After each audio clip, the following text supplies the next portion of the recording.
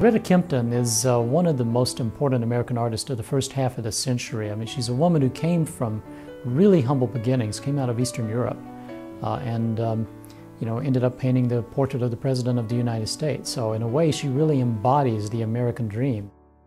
She educates herself both from her European roots before fleeing to the United States, but also at the Art Students League in New York and the National Academy of Design in New York as well.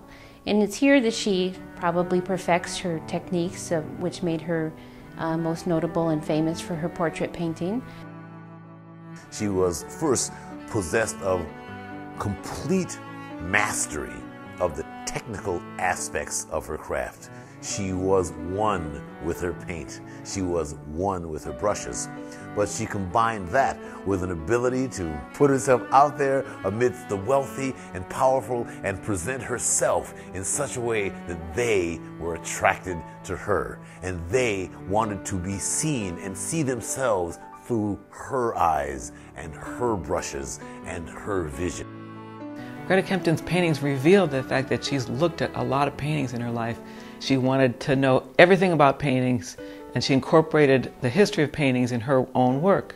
In a way, this painting is the basis for everything. She's painting very classic painting method, I would say, painting in the style of Rembrandt and Rubens, working indirectly, layering the surfaces up, building the paint from very transparent and very low contrast to up to these highlights that pull the paint forward and focus our attention on this part of his face. Greta often presented herself as really one of the best dressed women in Washington, and one might even say one of the best dressed women in New York City and in the United States.